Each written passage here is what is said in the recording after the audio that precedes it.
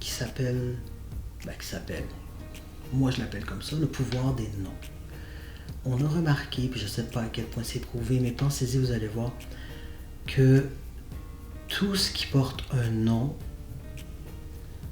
notre perception de cette chose-là le voit comme une chose connue, et donc une chose sur laquelle on peut avoir du pouvoir. Parce que dans le fond, les mots, les noms qu'on donne aux choses, aux objets, même aux concepts, c'est man-made. En fait, c'est nous, l'humain, qui ont décidé ça. Et on a découvert que de donner des noms à des concepts ou des entités ou des choses qui n'en ont pas,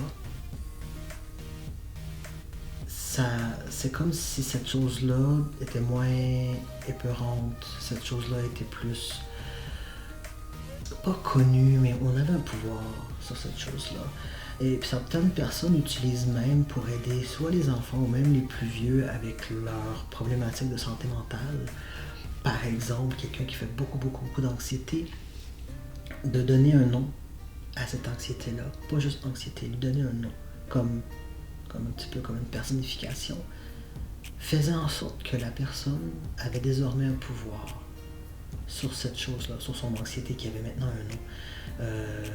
Des fois, par exemple, on l'utilise, je l'ai déjà vu chez les enfants atteints du syndrome de Gilles de la Tourette, qui utilisaient un nom pour parler de leur tourette et que ça leur permettait d'avoir un pouvoir là-dessus. Puis, ça vient un petit peu de là aussi pourquoi qu'on a, moi maintenant, mais plusieurs noms dans notre acte de naissance. Dans le temps, il y a très longtemps, on avait plusieurs noms, surtout parce que on avait encore la croyance, le côté démons, sorcières, ces trucs-là qui pouvaient nous faire du mal avec l'esprit. Et on se disait que si la personne ou l'entité ne savait pas notre nom au complet, mais elle n'avait pas autant de pouvoir sur nous. Donc on avait un long nom, plusieurs noms, et c'était secret. Le nom complet était secret. Et je trouve ça vraiment intéressant. Parce que, dans le fond, tous les concepts qui existent, puis quand je parle de concepts, je parle de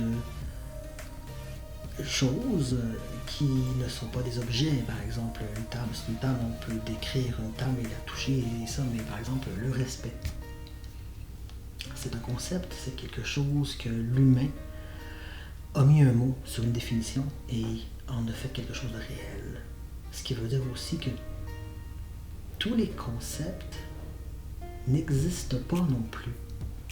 C'est tous des mots mis sur une définition qui lui fait donc prendre vie et qui est pris comme si c'était quelque chose qui existe. Puis on le voit dans le respect, on le voit dans la paresse. Le fait qu'on met des mots, des noms, sur un concept, et si on met des mots, des noms, si on appelle quelque chose qui fait partie de nous, par exemple, qui nous dérange, puis on lui donne un nom, un genre d'impersonnification, je suppose, on va se rendre compte que ça nous permet d'avoir du pouvoir sur cette chose-là, sur cette partie de nous qu'on n'aime pas, qui dérange, peu importe. Le pouvoir des noms, c'est très fort. C'est vraiment très fort. Puis on verra aussi dans certaines mythologies, dans certaines religions, même des choses qui n'avaient pas de nom, c'était très effrayant. Parce qu'elles n'avaient pas de nom. Donc c'était quelque chose qui était inconnu. Donc très effrayant, voire même très dangereux, juste parce que c'était inconnu. Et dès qu'on lui donne un nom, ça devient connu et c'est plus aussi épeurant. Ça tente à réfléchir. Peut-être qu'il y a quelque chose dans votre vie qui mériterait, peut-être, de lui donner un nom pour ainsi pouvoir avoir du pouvoir sur cette chose-là.